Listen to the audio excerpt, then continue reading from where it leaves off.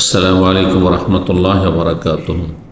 বিসমিল্লাহির রহমানির রহিম। আলহামদুলিল্লাহ রাব্বিল আলামিন ওয়াসসালাতু ওয়াসসালামু আলা সাইয়্যিদিল মুরসালিন নবিয়িনা মুহাম্মদ ওয়া আলা আলিহি ওয়া সাহবিহি আজমাইন ওয়া বা'দ। সম্মানিত শ্রোতা দর্শক মণ্ডলী, আল্লাহ রাব্বুল আলামিনের প্রশংসা এবং প্রিয় নবী সাল্লাল্লাহু আলাইহি ওয়াসাল্লামের সাল্লাতু সালামের পর আজ 28 জিলহজ 1446 হিজরি মোতাবেক 24 জুন 2025 আমরা ধারাবাহিক আমাদের যে প্রশ্ন উত্তর পর্ব রয়েছে সাপ্তাহিক, আজকে পর্ব নম্বর 95। 10টি প্রশ্নের আমরা উত্তর দেবো ইনশাআল্লাহ তাআলা। আল্লাহ রাব্বুল আলামিন যেন সঠিক কথা বলার এবং তা মেনে চলার আমাদের সকলকে তৌফিক দান করেন।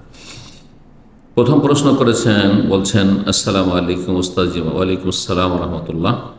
নামাজের রুকু থেকে দাঁড়িয়ে হামদান কাসীরান তাইয়িবান মুবারাকান ফি পড়া যাবে কি? জি, এই মর্মে সহিহ বুখারীতে হাদিস রয়েছে, 799 নম্বর হাদিস, যে রাসূলুল্লাহ সাল্লাল্লাহু আলাইহি ওয়াসাল্লাম সালাতে ইমামতি করছিলেন, জামাত চলছিল।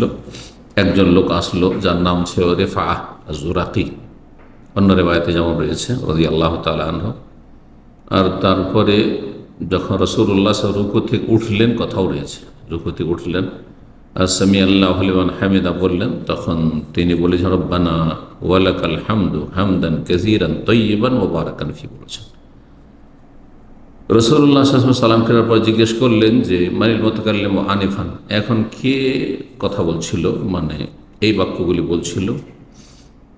বললেন উনি যে আমি বলছিলাম ইয়া রাসূলুল্লাহ। রাসূলুল্লাহ সাল্লাল্লাহু আলাইহি ওয়াসাল্লাম বললেন যে আমি দেখলাম 30-এর অধিক ফেরেশতা, বিজআতাম ওয়া সালাসিনা মালাকান, 30-এর অধিক ফেরেশতা দেখলাম যারা দৌড় দিচ্ছিল যে কে সেটা প্রথম লিখতে পারে জি আমল নামে। ফজিলত বর্ণনা করেছে রাসূলুল্লাহ সাল্লাল্লাহু আলাইহি ওয়াসাল্লাম, অনুমোদন দিয়েছেন, সুতরাং সেটি হচ্ছে তাকরীর হাদিস, রাসূলুল্লাহ সাল্লাল্লাহু আলাইহি ওয়াসাল্লামের স্বীকৃত অনুমোদিত হাদিস। জি, সুতরাং এর উপর আমল করতে পারেন। শুধু রব্বানা ওয়ালাকাল হামদ ওয়া লাকাল হামদ বললেও চলবে সংক্ষেপে, আবার যদি এই দোয়াটি বলেন তাও চলবে। এর সাথে বড় দোয়া বেশ কিছু রয়েছে কয়েকটি, সেগুলির কোন একটি বললেই চলবে। 2 নম্বর প্রশ্ন, বলছেন আসসালামু আলাইকুম শেখ। ওয়ালাইকুম সালাম। সাদাকার নিয়তে নিজের বা নিজের পরিবারের উপর খরচ করলেও সাদাকার নেকি লেখা হয়? আমার প্রশ্ন, প্রতিবার খরচের সময় ওই নিয়ত করতে হবে নাকি একবার নিয়ত করে নিলেই হবে? নিয়ত মানে অন্তরের নিয়ত। যখনই কোনো কাজ একজন মানুষ করে তখন নিয়ত হয় যে আপনি যে দৈনন্দিন খরচ করছেন সেটা সাধারণভাবে আপনার নিয়ত আছে যে এই দায়িত্ব পালন করছেন আপনি, সেটা ফরজ ওয়াজিব দায়িত্ব পালন করছেন, সুন্নত মুস্তাহাব কাজ করছেন, আপনি পরিবার, স্ত্রী, ছেলে মেয়েদের প্রতিপালন করছেন, তাদের ভরণ পোষণের দায়িত্ব নিয়েছেন। এটা হচ্ছে ইহতিসাব, নেকির আশা রাখা আল্লাহর কাছে। এই সমস্ত দায়িত্ব কর্তব্যগুলি পালন করে নেকির আশা রাখা, এই সৎ নিয়ত যদি থাকে, শুধু মানবতার খাতিরে নয় অথবা পরিবারের খাতিরে নয়, এসব নয়, বরং আল্লাহর সন্তুষ্টির জন্য এই দায়িত্বগুলি আপনি পালন করছেন, তাহলে নেকি পেতে থাকবেন ইনশাআল্লাহ। সবসময় নতুন নতুন করে নিয়ত করতে হবে না, সাধারণ নিয়ত একটি আছে। যে কোনো কাজ করছেন তখনই নিয়ত হচ্ছে যে আমি কাজটি করছি, কেন করছি, সেটি নিয়ত। ওর জন্য কোনো সময় দিতে হয় না নিয়তের জন্য। 3 নম্বর প্রশ্ন, বলছেন আসসালামু আলাইকুম শেখ। ওয়ালাইকুম সালামতুল্লাহ। মসজিদে সালাত না পড়ে কোনো লাইব্রেরিতে অথবা কোনো দাওয়া সেন্টারে অথবা কোনো বাসায় সহি শুদ্ধভাবে আউয়াল ওয়াক্তে সালাত আদায় করা উত্তম নাকি মসজিদে গিয়ে সালাত আদায় করা উত্তম? মসজিদে গিয়ে সালাত আদায় করতে হবে। আল্লাহ রাব্বুল আলামিন মসজিদ নির্মাণ করতে বলেছেন সালাতের ইবাদত আদায়ের জন্য। মুখ্য উদ্দেশ্য মসজিদের হচ্ছে সেখানে বা জমাত সহকারে সালাত আদায় ওয়ারকাউ মার রাখিন ফি বুয়ুতিন আযিনা আল্লাহু আন তুরফা ওয়া ইউযকারা ফিহা ইসমুহু ইউসাব্বিহু লাহু ফিহা বিল গুদুবি ওয়াল আসল রিজালুন লা তুলহিহিম তিজারাতুন ওয়ালা বাইউন আন যিকরিল্লাহ ওয়া ইকামিস সালাহ। এই যে সূরা নূরের আয়াতগুলি রয়েছে তাতে আল্লাহ রাব্বুল আলামিন মসজিদ উন্নীত করতে বলেছেন, মসজিদকে পরিষ্কার পরিচ্ছন্ন রাখতে বলেছেন, আন তুরফা সব দিক থেকে উন্নীত করতে হবে। আর ওয়ায়ুযকারা ফিহা ইসমুহু, সেখানে আল্লাহর জিকির আজকার করার কথা বলেছেন। আর সেখানে সকাল সন্ধ্যা আল্লাহ রাব্বুল আলামিনের গুণগান করার কথা বলেছেন। আর রিজালুল্লাহ তুলিম তিজারাতুন ওয়ালা বাইউন আন যিকরিল্লাহ ওয়া ইকামিস সালাহ, সালাত কায়েম করার কথা বলেছেন। সুতরাং মসজিদে জামাতে গিয়ে সালাত আদায় করতে হবে। জামাতে সালাত আদায় করা ওয়াজিব না ফরজে কিফায়া, সবার জন্য সুন্নাত মুআক্কাদা, বিষয় ফুকাহাদের ইখতিলাফ রয়েছে। কিন্তু জামাতে সালাত আদায়, একেবারে জামাত ছেড়ে দিয়ে কিছু বিদআত করছে সেজন্য বড় শিরক কুফরি নেই, স্পষ্ট বড় শিরক কুফরি থাকলে সেটা ভিন্ন বিষয়। তখন আপনাকে চিন্তা করতে হবে মসজিদ তৈরি করার। সারা জীবন ধরে আপনি এরকম ঘরে অথবা কোনো একটা অফিসে, লাইব্রেরিতে সালাত পড়তে থাকবেন, জায়েজ নয়। কিন্তু যদি শুধু বেদাত থাকে তো বেদাতি হচ্ছে গুনাহগার। যেমন বিভিন্ন হারামে যারা জড়িয়ে আছে, কেউ দাড়ি রাখে না, তার পিছনে সালাত হবে, টাকনার নিচে কাপড়, তার পিছনে সালাত হবে, তারা গুনাহগার। বিভিন্ন হারাম খাচ্ছে, হারাম কাজ করছে, তাদের পিছনে সালাত হবে, যেহেতু তারা মুসলিম, আসে গুনাহগার। ঠিক তেমনই যারা বেদাত করে, কিন্তু বেদাত কুফরি পর্যন্ত পৌঁছায় না। বিভিন্ন বেদাত, মিলাদের বেদাত রয়েছে, নিয়তের বেদাত রয়েছে, সম্মিলিত মোনাজাতের বেদাত রয়েছে, ইত্যাদি বেশ কিছু সুন্নাত ছাড়ছে, তাদের পিছনে সালাত আদায় করতে হবে, এতে কোনো সন্দেহ নেই। সবসময় এইভাবে আপনারা নামাজ পড়বেন মসজিদ বাদ দিয়ে, দাওয়া সেন্টারে অথবা লাইব্রেরিতে অথবা কোনো বাসায়, এটি মোটেই জায়েজ নয়। আউয়াল ওয়াক্ত সালাত আদায় করা ওয়াজিব না, এটি মুস্তাহাব কাজ। এই মাসালা বুঝতে গিয়ে অনেকে ভুল করেছে, যার ফলে একটি জামাত সহকারে সালাত আদায় করা যে ওয়াজিব, সেটি ওয়াজিব ত্যাগ করে ওই আউয়াল ওয়াক্তের মুস্তাহাব আদায় করার জন্য একা একা পড়ে নেয়, না, মোটেই ঠিক নয়, গুনাহ হবে। এইভাবে যদি সালাতের পর সালাত জামাত ছাড়তে থাকে। আল্লাহ হেদায়েত দান করুন। কিছু ভাইরা বলে মসজিদে বেদাত হয়, এই জন্য আমরা আলাদাভাবে বাসায় বা প্রতিষ্ঠানে সালাত আদায় করব। কোনটা ঠিক সঠিক? বেদাত হয় যেমনটা বললাম, এমনি বেদাত হলে তাদের পিছনে নামাজ পড়ে। কেন? বিভিন্ন আজকাল অধিকাংশ মসজিদের ইমাম বিভিন্ন হারামে জড়িয়ে আছে, বিভিন্ন নাজায়েজ কাজে জড়িয়ে আছে, তারা কি তাদের পিছনে নামাজ পড়বেন না? অবশ্যই নামাজ পড়বেন। ঠিক ওই রকমই যারা বিভিন্ন বিদাত করছে তাদের পিছনে সালাত আদায় করবেন। এটি হচ্ছে শরীয়তের বিধান। জি, উম্মতে মুসলিমায় ফাটল ধরানো জায়েজ নয়। আপনি মসজিদ বাদ দিয়ে আলাদা করে নামাজ পড়বেন, এটি ভাঙন ধরাচ্ছেন। ওয়া তাসবিহু বিল্লাহ জামি ওয়া লা তাফাররাকু, আল্লাহর রজ্জুকে মজবুত করে না ধারণ করে আপনি বিচ্ছিন্নতা সৃষ্টি করছেন। ওমান সাজ্জা সাজ্জা ফিন্নার, জামাত ছেড়ে দিয়ে যারা এইভাবে আলাদা নামাজ পড়বে ঘরে ঘরে, হ্যাঁ, মসজিদ বাদ দিয়ে, তারা জাহান্নামের সম্মুখীন হতে পারে। আল্লাহ হেদায়েত দান করুন, বুঝার তৌফিক দান করুন। 4 নম্বর প্রশ্ন বলছেন, আসসালামু আলাইকুম ওস্তাদজি। ওয়ালাইকুম আসসালাম রহমতুল্লাহ। আমার বড় ছেলে 2 মেয়ে, মানে বড় ছেলে এবং 2 মেয়ে। ছেলেকে আমি অনেক টাকা দিয়ে জমি বিক্রি করে মেডিকেলে পড়িয়েছি, কিন্তু মেয়েকে ইন্টার পর্যন্ত পড়িয়েছি, আর বাকিটা তার হাজব্যান্ড পড়াইছে।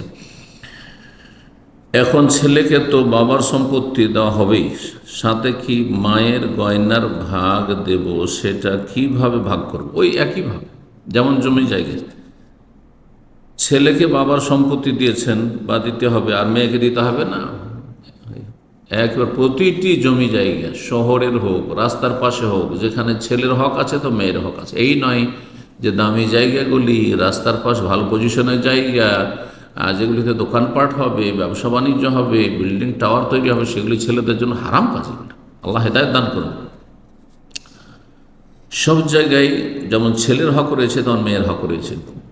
তারপরে বাবার ধন সম্পদে যেমন হক রয়েছে ছেলে মেয়েদের ভাগ বন্টনের ক্ষেত্রে, মিরাসের ক্ষেত্রে, তেমনই মায়ের ক্ষেত্রে, মায়ের গয়নার ক্ষেত্রে লিজ্জাকারে মিসলু হাযিল উনসায়াইন, ছেলেকে দ্বিগুণ দেবেন আর মেয়েকে 1 গুণ দেবেন। ওই রকমই বাবার জমি জায়গার ক্ষেত্রে অথবা মায়ের নামে জমি জায়গা আছে, ধন সম্পদ, বাড়ি ঘর আছে, যদি 3টে ফ্ল্যাট থাকে তাহলে 2টো ফ্ল্যাট পাবে ছেলে, তো 1টা পাবে মেয়ে, 1 মেয়ে থাকলে এইভাবে ভাগ করতে হবে। জি, আল্লাহ ইনসাফ করার তৌফিক দান করুন, না হলে ফেঁসে যাবেন বাবা মারা। তারপরে বলছেন মেয়েদেরকে এত টাকা খরচ করে পড়ায়নি, পড়াশোনা করানো, দেখেন, তরবিয়ত করা, পড়াশোনা করা, চিকিৎসা করা, খাওয়া দাওয়া দেওয়া, এই ক্ষেত্রে সমান করা আবশ্যক না। এখন খেতে বসে, ছেলেমেয়েরা খেতে বসেছে, তো আপনি কি ছেলেকে ডবল খাওয়াবেন মেয়ের সাথে? হ্যাঁ, না সবাইকে সমান সমান করে ভাত তুলে দেবেন, তরকারি তুলে দেবেন, না যার যতটা প্রয়োজন ততটা। কারো চিকিৎসার জন্য অনেক বেশি খরচ হচ্ছে, কারো চিকিৎসার জন্য একটা পয়সা খরচ হয়নি, কারো লেখাপড়া করার ক্ষেত্রে খুব বেশি খরচ হচ্ছে, কারো কম হচ্ছে বা হয়নি, সেটা ভিন্ন বিষয়। কেউ ফ্রিতে লেখাপড়া করে নিল, চান্স পেয়ে গেল, আর কাউকে আপনার ডোনেশন দিয়ে পড়াতে হচ্ছে, সেটা জায়েজ রয়েছে, এই ক্ষেত্রে জায়েজ রয়েছে। কিন্তু যখন মিরাসের ভাগ বন্টন হবে, অথবা আপনি হেবা দেবেন আপনি, তখন ইত্তাকুল্লাহ, আল্লাহকে ভয় করুন, ওয়াদিলু বাইনা আওলাদ, ছেলে মেয়েদের মাঝে সুবিচার কায়েম করুন। রাসূলুল্লাহ সাল্লাল্লাহু আলাইহি ওয়াসাল্লামের সহিহ বুখারী মুসলিমের প্রসিদ্ধ হাদিস। 5 নম্বর প্রশ্ন বলছেন, আসসালামু আলাইকুম শেখ। ওয়ালাইকুম আসসালাম। হারাম সম্পর্ক থেকে জেনা হয়ে গেছে, নাসআলুল্লাহ সালামাত ওয়াল আফিয়া, আল্লাহ হিদায়াত দান করুন। পরে ভুল বুঝতে পেরে হারাম সম্পর্ক থেকে বের হয়ে এসে তওবা করেছি, আল্লাহ খালেস তওবা করার তৌফিক দান করুন। কিন্তু স্বামীর হক নষ্ট হয়ে গেছে, আল্লাহর হক নষ্ট হয়নি, বাবা মার হক নষ্ট হয়নি, সবার হক নষ্ট করেছে, আল্লাহ হিদায়াত দান করুন। এখন হক যাতে নষ্ট না হয়, তাই যার সাথে জেনা হয়েছে তাকে স্বামী হিসাবে আল্লাহর কাছে চাওয়া যাবে? অসৎ লোককে আমার স্বামী হিসাবে চাইবে, আউযু বিল্লাহ। তবে সে যদি খালেস অন্তর থেকে তওবা করে, আপনার মতো খালেস অন্তর তওবা করে ভালো মানুষ হয়ে আসে, সেটা নিশ্চিত হতে পারেন, তাহলে তখন তার সাথে বিবাহ বসা জায়েজ রয়েছে। কিছু কিছু সালাফ গ্রন্থ বলতেন না, যার সাথে জেনা হয়েছে তার সাথে বিবাহ চলবেই না, জায়েজই না। জেনা হয়েছে, নোংরামি হয়েছে, হ্যাঁ, অশ্লীলতা হয়েছে, হারাম কাজ হয়েছে, সে তার সাথে আপনার কিসের সম্পর্ক? কোনো সম্পর্ক নেই তার সাথে, বরং তার থেকে আরো দূরে থাকতে হবে, তার ফিতনায় পড়ার আরো বেশি সম্ভাবনা রয়েছে। স্বামী হিসাবে চাইতে হলে শর্ত হচ্ছে যে সে ভালো মানুষ হয়েছে, যেমন আপনি ভালো মানুষ হয়েছেন। যদি দেখা যায় যে না তেমনটা নয়, তাহলে হারাম। ওয়াহুররিমা যালিকা আলাল মুমিনিন, সূরা নূরে আল্লাহ বলছেন, জানি লা ইয়ানকিহু ইল্লা জানিয়াতান মুশরিকা, জেনাকারী পুরুষ জেনাকারী বা মুশরিক কাফের মেয়েকে বিয়ে করবে, অসতীকে বিয়ে করবে। আর জানিয়াতু লা ইয়ানকিহু ইল্লা জানিন আও মুশরিক, জেনাকারিনী মহিলাকে ভালো মানুষ বিয়ে করবে না, হয় জেনাকারী, হ্যাঁ, বদ চরিত্রের পুরুষ বিয়ে করবে, না হয় মুশরিক কাফের বিয়ে করবে।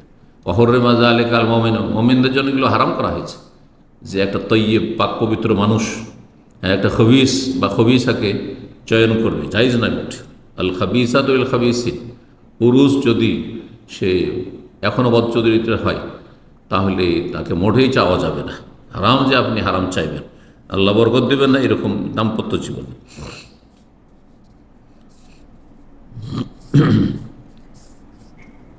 বলছেন যে বা তাকে যদি না পায় বিয়ে না করে থাকা যাবে। বিয়ে না করে থাকলে আবার গুনার আশঙ্কা রয়েছে। কেন বিয়ে না করে থাকবেন?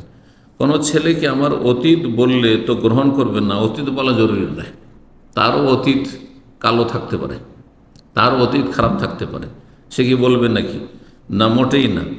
জিজ্ঞাসা করলেও বলতে হবে না এগুলো, কারণ এগুলো এমন বিষয় যেগুলি আপনার রব জানেন, আপনার এবং রবের মাঝখানে থাকবে, এবং অনুতপ্ত হয়ে তওবার শর্তগুলি পুরা করে খালেস অন্তরে তওবা করতে হবে। আবার না বললে তো ঠকানো হবে না, এগুলো বিষয় এমনটা নয় যে টাকা পয়সার ক্ষেত্রে যেমন ঠকানো রয়েছে। জি, আল্লাহ তো বলেছে যার হক নষ্ট করবে তার কাছে মাফ চাইতে হবে। জি, তো রবের কাছে মাফ চান, আপনি রবের হক নষ্ট করেছেন, আগে রবের কাছে মাফ চান।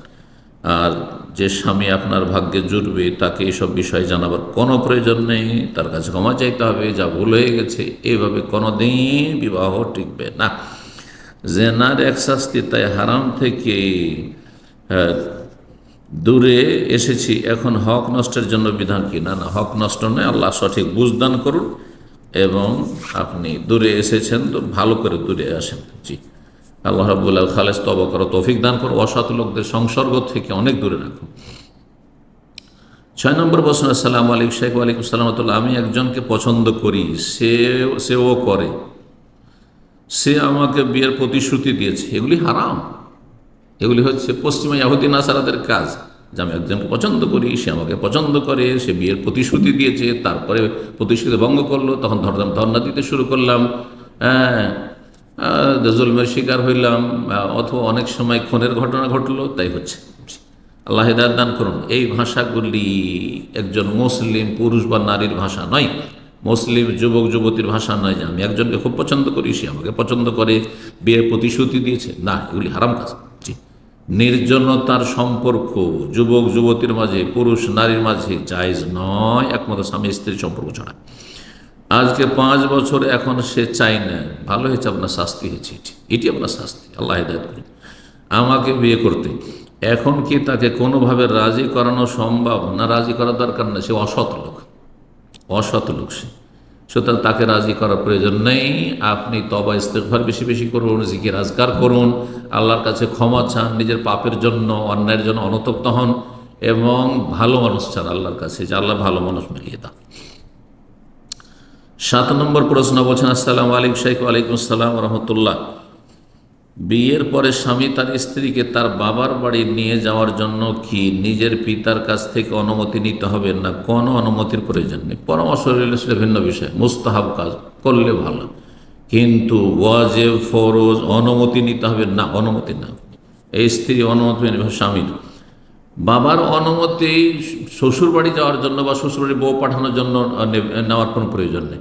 কিন্তু কোনো জায়গায় যাচ্ছি, হয়তো বাবার কোনো কাজ থাকতে পারে, মায়ের কোনো কাজ থাকতে পারে সংসারে, সুতরাং বাবার কাছে এদিক থেকে অনুমতি নেবে যে আমি একটু শ্বশুরবাড়ি যাচ্ছি, তো অনুমতি, এই উদ্দেশ্যে যে কি জানি যদি বাবার কোনো জরুরি কাজ থাকে বা মায়ের কোনো জরুরি কাজ থাকে, তাহলে শ্বশুরবাড়ি যাওয়া বা অন্য কোথাও যাওয়া জায়েজ হবে না। এমনকি জিহাদে গেলেও অনুমতি নিতে হবে বাবা মায়ের। জি, অথবা মেয়ের বাবা যদি নিজের মেয়ে আর জামাইকে দাওয়াত করে খাওয়াতে চান, সেজন্য কি ছেলের বাবার কাছে বলতে হবে? না, কোনো বলার প্রয়োজন নেই, কোনো বলার প্রয়োজন নেই। এগুলি আমাদের সমাজের কুসংস্কার।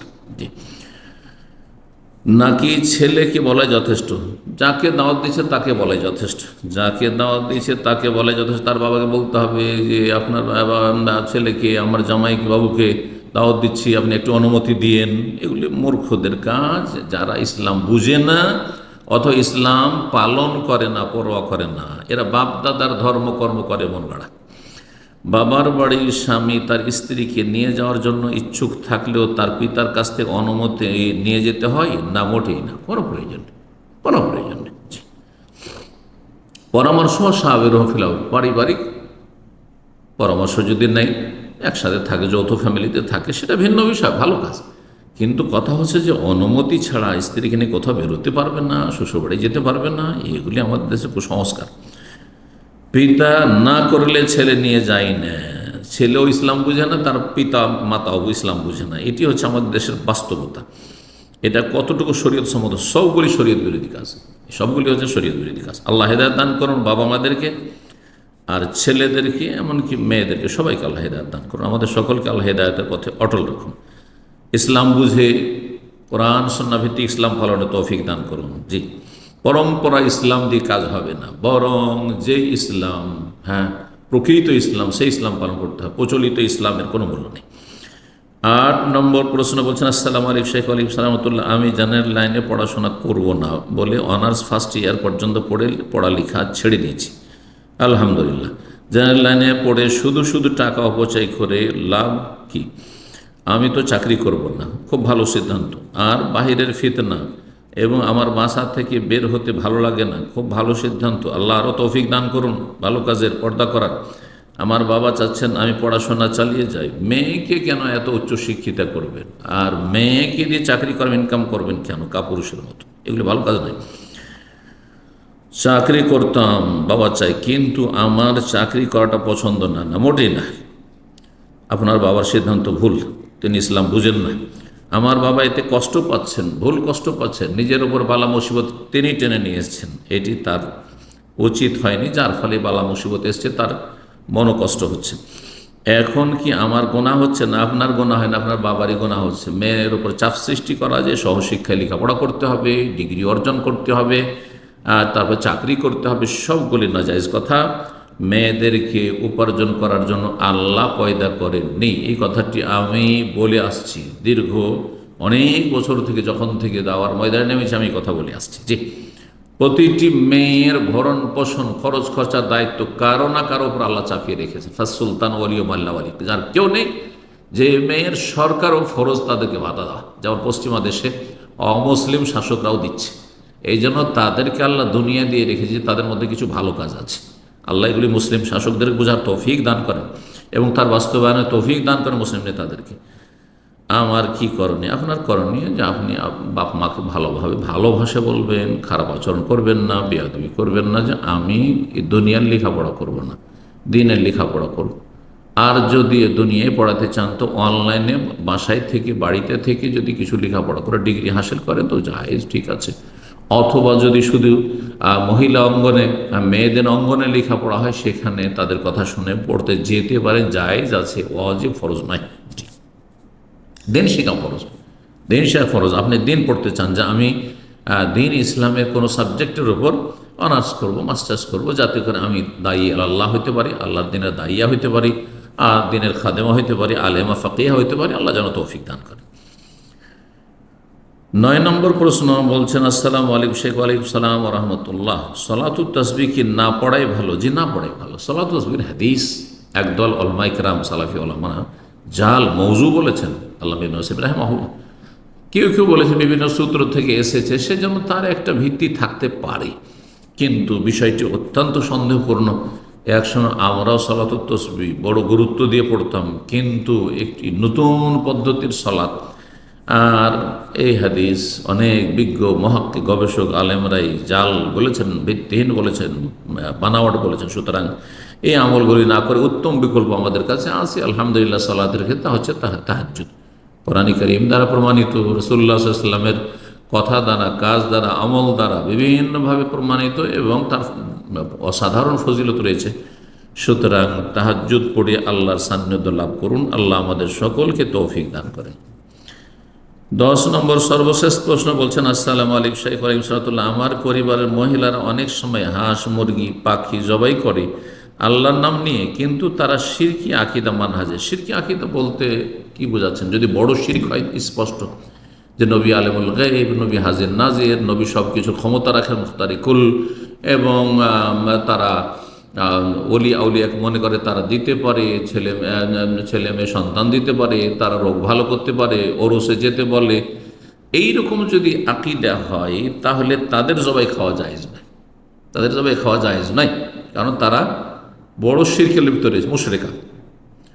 কিন্তু এরকম যদি নাস্তিক হয়, সেকুলারিজম, ধর্মনিরপেক্ষতায় বিশ্বাসী, মানবরচিত বিধানে বিশ্বাসী, আমরা এই সব বিশ্বাস করি, তাহলে এগুলো কুফরি, তাদের জবাই খাওয়া জায়েজ নয়, ঈমান ভঙ্গকারী বিষয়। কিন্তু বিভিন্ন বেদাত রয়েছে, বিভিন্ন বেদাত রয়েছে, আকীদার ক্ষেত্রে বিভ্রান্তি রয়েছে, কিন্তু স্পষ্ট কুফরি নয়। জি, মালাম তারা কুফরান বাওয়াহান, স্পষ্ট কুফরি যতক্ষণ না দেখছেন, আসল হচ্ছে তারা ইসলামের গণ্ডিতে আছে। জি, সুতরাং শুধু শিরকি আকীদা মানহাজের বলা যথেষ্ট নয়, আপনাকে বিষয়টি ক্লিয়ার করতে হবে। যারা মাজার পূজা করে তাদের জবাই খাওয়া জায়েজ নাই, রাফেজিদের যারা, তাদের জবাই খাওয়া জায়েজ নাই। যারা আলী হোসেন এদের কাছ থেকে সাহায্য কামনা করে, যারা 12 জন ইমামকে তার নিষ্পাপ মাসুম মনে করে, এগুলো কুফরি আকীদা। যারা সাহাবা ইকরামদেরকে কাফের বলে, তারাই কাফের মুশরিক, সুতরাং তাদের জবাই খাওয়া জায়েজ নয়। কিন্তু যারা বিভিন্ন বেদাতে জড়িয়ে আছে, কিন্তু তারা ইসলামের গণ্ডিতে আছে, বেদাতগুলি ফাসিকি বেদাত, গুনাহর কাজ, তাহলে ফাসিকের জবাই খাওয়া জায়েজ, গুনাহগারের জবাই খাওয়া জায়েজ। জি,